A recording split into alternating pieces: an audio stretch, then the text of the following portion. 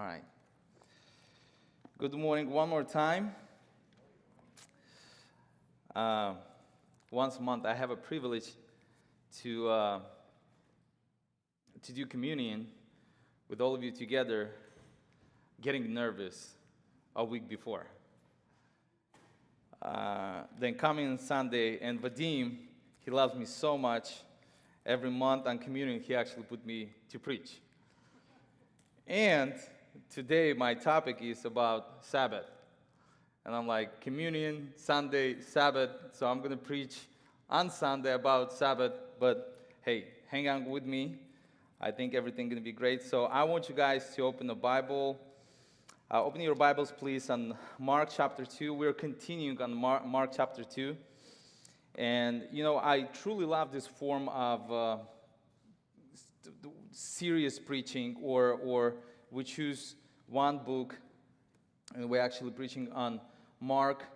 It's so much easier, actually, for me as a preacher for many years. You know, in Russian service, we kind of choose every Sunday what to preach. But here, you follow the book, and it's I think we'll remember more. We'll keep more information.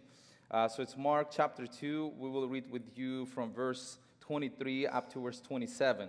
Chapter 2, Mark chapter 2, verse 23. One Sabbath, Jesus was going through the grain fields, and as his disciples walked along, they began to pick some heads of grain. The Pharisees said to him, "Look, why are they doing what is unlawful on the Sabbath?" He answered, "Have you never read what David did when he and his companions were hungry and in need? In the days of Abiathar, the high priest, he entered the house of God and ate the consecrated bread, which is lawful only for priests to eat. And he also gave some to his companions. Then he said to them, 'The Sabbath was made for men, not man for Sabbath. So the Son of Man is Lord even of the Sabbath.'" This is the passage. And for some reason, it took me way back to Soviet Union. Some of you have no clue what is it. Some of you had a chance to born in Soviet Union, right? Right, Alex? I had a chance to live in Soviet Union for 10 years, then in Russia for 3-4 years, and then now I live longer here than anywhere else. But I remember, because you all know Soviet Union was a communism country. It was all about Monday through Friday you can work, but Saturday, it's a holiday. It's a day that you can't really work, or you got to go to parks, or you got to spend some time with family. And they've tried to take this from Bible and implement in the communism. Sunday was another day, the first day of the week. For me, it was, for some reason, before I came to the United States, I was thinking that Sunday, it's the last day of the week. But then when I became the Christian, I understood the Sunday, it's actually first day of the week, right? And now we live in the United States. Monday through Friday, we do work. Saturday, we're trying to catch up and do something. Maybe home, maybe go to birthdays, do some work at home. Then Sunday, first day of the week, we actually come to church. We're worshiping God. And we're reading about Sabbath. What is it? We have denomination who's actually believe, and they follow this law. On Saturday, this is absolute holy day for them. They're actually doing nothing in that day. I have a couple people in my office who's believe in Sabbath, and they are unreachable. You cannot even text them, call them. You cannot talk to them, and I know for sure Friday night before the sun goes down, and Saturday night before the sun goes down, you're not going to be able to talk to them. They stay home, they stay together, And, I kind of asked him, like, so what is special about that? And he said, well, Dennis, this is one of the commandments we have in Bible. And that is true. That is true. If you're going to open with me Exodus, did I say right? Yes, okay. Exodus chapter 20. Please open with me. We're going to have just few Bible verses today, so it's not going to be a lot. It's going to be easier for you to follow. But chapter 20, from verse 8, check this out. This is what we read. So the 10 commandments, and one of the commandments, remember the Sabbath day by keeping it holy. 6 days you shall labor and do all the work, but 7th day is the Sabbath to the Lord your God. On it you shall not do any work, neither you, nor your son or daughter, nor your male or female servant, nor your animals, nor any foreigner residing in your town. For in 6 days the Lord made the heavens and the earth, the sea, and all that is in them, but he rested on the 7th day. Therefore the Lord blessed the Sabbath day and made it holy. So this is one of the commandments. And we can accept this as a law and say, well, you know what? God said it's a holy day. So 6 days you shall labor, and it's actually in the Bible. So guys, if you on Sunday not working, coming to church, I don't know you follow the 10 commandments or not.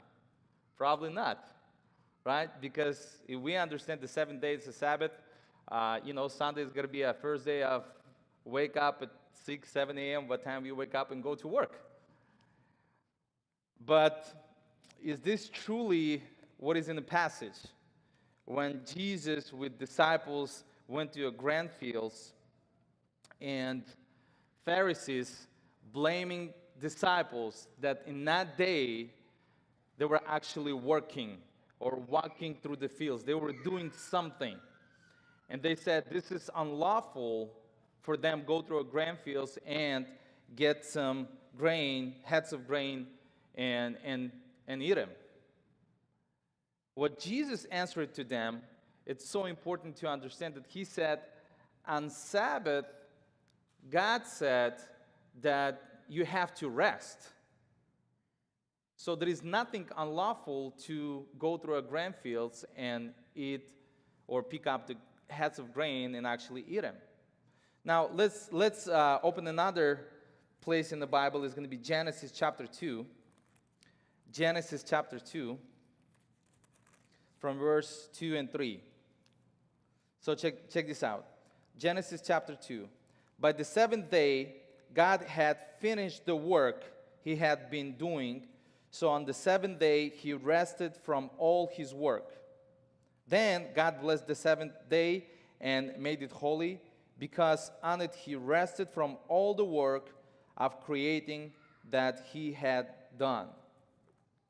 So when Pharisees was blaming disciples or Jesus that disciples not keeping the Sabbath as a holy day, and Jesus told them, have you never read about David? Did he and his companions were hungry, and what they've done? They came to a house of God and they took the bread that was actually only lawful use for priests, and it was a sacrifice for the God. But actually in that day, because they were hungry, they eat some bread. Obviously Pharisees cannot say anything. They knew David was one of the best king of Israel, and they knew the high priest at that time gave permission to David to eat bread, so they cannot overcome this objection. But then Jesus started explaining to Pharisees, what is the Sabbath for? What is the Sabbath for? So usually we tell people Sabbath, or now we call this Saturday, right? And now we know it's the seventh day of the week. And what we find out very important that God himself, in 6 days, he was doing all the work. He was creating heavens and earth. He was creating humans. He was creating animals. He was doing day and night. He's done everything for us. But on the seventh day, he rested, and he blessed this day, and he made it holy. So honestly, to tell you this, it's a very, number one, it's a very good reason to follow, or it's a very good example to follow. What I mean by that? Well, usually in nowadays, modern days, Monday through Friday, we wake up early, we go to work, we spend so much time to do something to provide for families and pay our bills and provide and buy food and, maybe donate some money. And obviously, after long working days, obviously when you spend so much time doing something, our body needs to rest.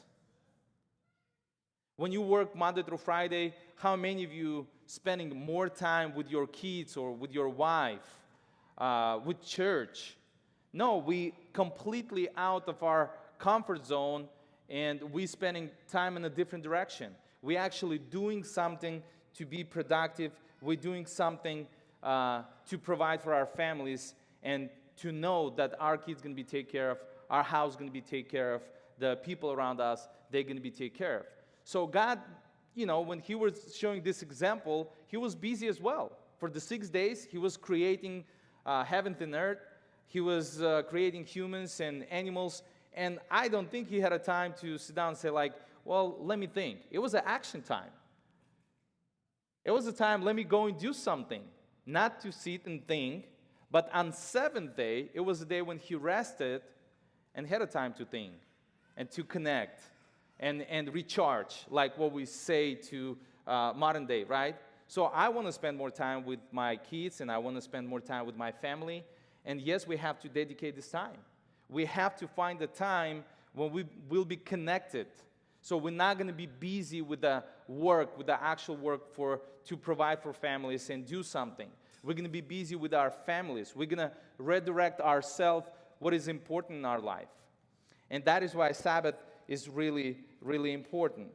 Number two, God actually create cycles in our life, meaning we have days to work, we have days to stay active, productive, and produce something. We have night to rest, right? So I don't know about you, but usually I'm staying productive during the day at least 14, 16 hours.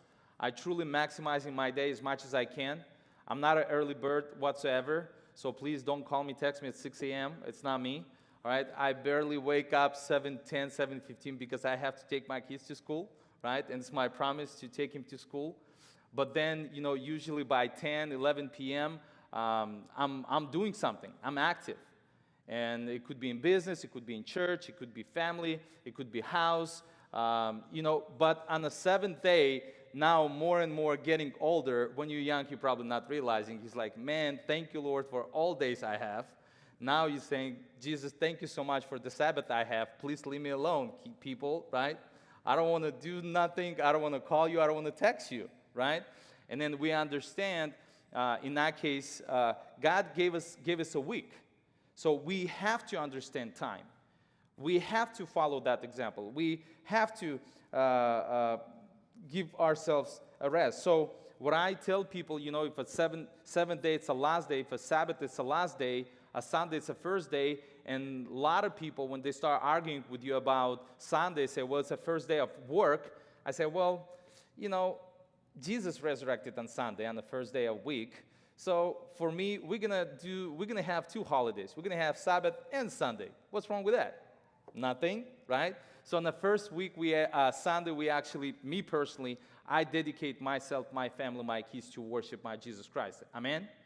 Right? So we come to church, we spend some time with Jesus, and then we actually, we're not like God. He works 6 days. We only work in 5 days, okay, Monday through Friday.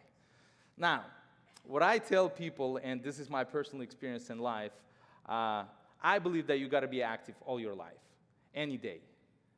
But what the passage actually telling you about the Sabbath, you have to dedicate some time. And this is what is the Pharisees start blaming disciples, that on Saturday they doing something, and the actually act of doing something, it was eating the heads of grain. But Jesus said, well, the Sabbath was made for man, not man for the Sabbath. I want you guys to look at this a little bit deeper. When Pharisees told Jesus that disciples doing something unlawful, meaning eating the heads of grain and going through grain fields, well, in the Bible we cannot find something that they actually have done something wrong when they were going through grain fields. By the way, if you're going to open Deuteronomy chapter 23, this is the last verse of the Bible we're gonna read with you. So please open with me Deuteronomy chapter 23. Let's look at this. Deuteronomy chapter 23 and verse 7. In the Bible, actually, we see that Lord gave permission or let people go through grain fields and pick up or get heads of grain. So Deuteronomy chapter 23, I'm sorry, it's not verse 7, it's going to be verse 25. Verse 25. Chapter 23, verse 25. If you enter your neighbor's grain field, you may pick kernels with your hands, but you must not put a sickle to their standing grain. So when disciples were going through grain fields, it was totally okay. If you enter your neighbor's grain field, you may pick the heads of the grain. That's totally fine. It was nothing in the Old Testament to stop people going through grain fields and pick up some grains for food. That was totally okay. But Pharisees was blaming disciples and saying, well, you cannot do that. This is actual act of work. And you were working, actually you're doing something. They were so corrupted mindset, blaming people that anything you do, even if you eat on Sabbath, you're going against God. And I think, no, it's not what God wants from us. And Jesus actually said the Sabbath was made for man, not man for the Sabbath. I was thinking, what is going to be a best example to explain the Sabbath in a modern day? And you know, we had a little conversation with my wife. Now it's what, 15, 16 years. Well, 15 years we're married. We were dated for 3 years. So for first 3 years, she was a pro-Sabbath person. Let's put it this way. Am I right, Dina? Till today. She was telling me like, well, you know, if we follow the Bible, we got to follow the Sabbath. And I said, well, nothing wrong with the Sabbath, but does that mean that I have to sit in Sabbath and do nothing at my house? Is that what it truly means? And, you know, I was thinking like, what kind of example I can use? And I tell people, well, what about cell phone? Is cell phone made for man or man made for cell phone? Right? Now, well, let's discuss about this, right? A lot of you laughing, that's true. But if we're talking about cell phone particularly, or let's say car, or let's say house, right? Anything what we have in our life, it's something made for us to make our life easier. Am I right? So if we're talking about cell phone, the main purpose of a cell phone, to call and reach my wife when we're in a very far distance and say, honey, how you doing? How's everything? How's kids? Do you have a chance to pick up kids from school? What I have for lunch, dinner? Nothing. I'm not going to go home, right? Right? So, it's not what we have in our family, but just saying, right? Cell phone give us a chance to connect with people faster. Maybe send a text message. When 30, 40 years ago, 50 years, 100 years ago, you physically actually have to go to someone and talk to someone and bring the message. Another thing, in the cell phone, we have a GPS application. How many of you use GPS application? I mean, when I came to United States, I was going to a store to buy a map, and then, I spent a couple of days to learn Sacramento, what is the streets and what is the names and everything. Or sometimes when you go to Tahoe or, I don't know, San Francisco, whatever the town, do you remember you're going to a gas station, buy a map? Any of you have done this, right?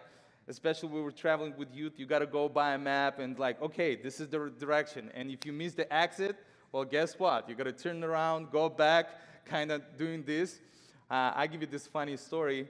My grandfather, he's 87. This year he will be 88, and thanks God he's alive, he's good. But he know only one direction, and instead of exit in Russian way, he called this ikhnit, right? And then when he drive, and he's like, well, I drive, and I know this is my ikhnit, right? So he can't really say exit, right? This is my ikhnit, but he passed that ikhnit, right?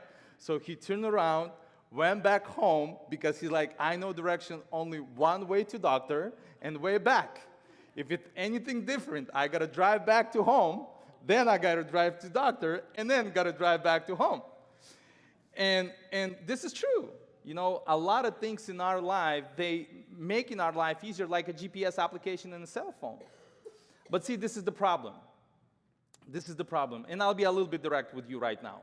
A lot of you, when we had a communion, pull out cell phone, and you were spending time on the cell phone going through Facebook, Instagram, whatever. It doesn't really matter. It doesn't really matter to me. So, like Nick said, and this is true, sometimes your cell phone can control you. The Sabbath can control you. Your car, your addictions can control you. But what Jesus is saying to people, or at that time he said to the Pharisees, the Sabbath was made for man. So man can control the Sabbath. This is the day that I need to have an understanding that I need to have a rest. I need to have a time with my family. The Sabbath not going to control me. The Sabbath not going to tell me what to do. I'm going to tell the Sabbath what to do. I'm going to tell my cell phone what to do. I'm going to tell my car what to do. Does that make sense? And sometimes in our life, what's happening, we follow law so much, the law start controlling us, so it's not really even making sense no more. We're spending so much time on cell phone, so cell phone controlling so much me, it's totally not making sense. What in the world, or how long you can play the games on the phone? Well, if I'm going to talk to my son, and if he's addicted to it, he can say, Dad, I can spend all day long, and it's totally fine with me. So you're not going to understand that cell phone controlling you. But if you understand what is the time for, if you will understand what is the cell phone for, if you will understand what is, so you controlling your life, you controlling the Sabbath, you controlling the days that God gave it to you, you will do everything different. You can say, why should I waste my time on games or Instagram or Facebook or whatever people have? What is most important things? How to be productive 5-6 days, and then on a 7th day to have a time to think, to have a time to spend with family. So I will control my time. I will control the Sabbath, like the God controlled the Sabbath. He created the Sabbath. He rested in Sabbath. It was a great example for us to follow, not to be addicted by that. Another question, and it's going to be our next preacher next Sunday, but Jesus heals on the Sabbath. That's literally follow after the Mark chapter 2. This is the next passage we're going to talk about it. So can I do something on Sabbath? Is that okay? And guys, I tell you this, if you understand the Sabbath was made for man, yes, it is okay. If I see someone in need, yes, I will help. If I see someone is struggling, yes, I will go to that person and I will sit down and talk. If I see that their house destroyed, they're struggling with something, I need to go and buy a food for them. Sabbath never was made to control the man. Man controlling the Sabbath. There is nothing wrong when you do something on Sabbath to help someone. This is what is wrong. If you're addicted by your work so much that you don't have a time to spend with your family, it's a problem. It's a problem. Or if you on Sabbath so close-minded that you don't want to see any other need with other people, it's a problem. But if you can control the Sabbath, like Jesus said to you, this is absolutely fine. If you can control these things and use them for the right time, at the right time, for the right things, this is totally fine. But see, we have to understand what is the Sabbath for all of us. One time I heard this from a Jew person, and he said, if you don't have a time to think, you're going to work all your life. Let me repeat that again. If you don't have a time to think, you're going to work all your life. So what God himself did for 6 days, he was creating earth. He was creating a lot of things for us, what we're enjoying right now. Going and seeing beautiful mountains and seeing lakes and, enjoying people. Anytime I see a person, it's a miracle.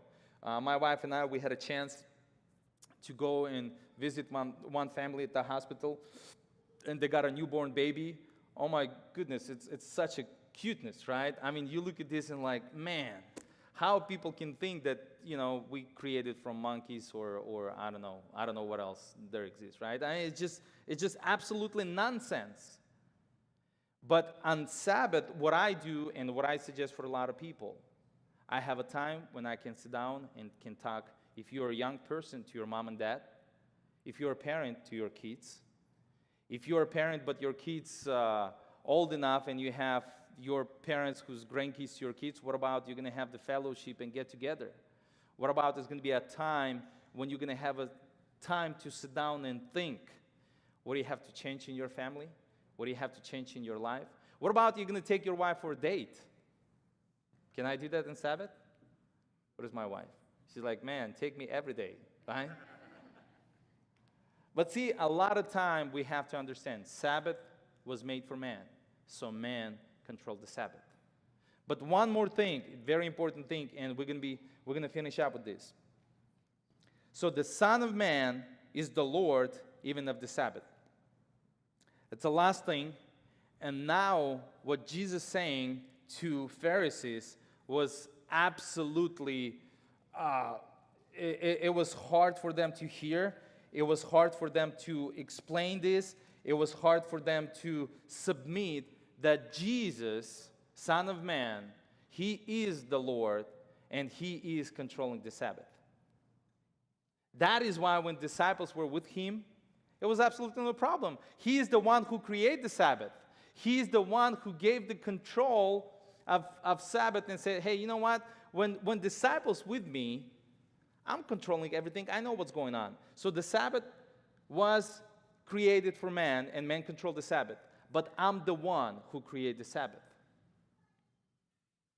A lot of time, people don't understand. God did everything perfect for us. God designed our days, our life, give us a right time to be a child and be a teenager, and then be a young adult and get married and then have family and kids and enjoy all the time. So what about we're going to ask God how to follow Him more?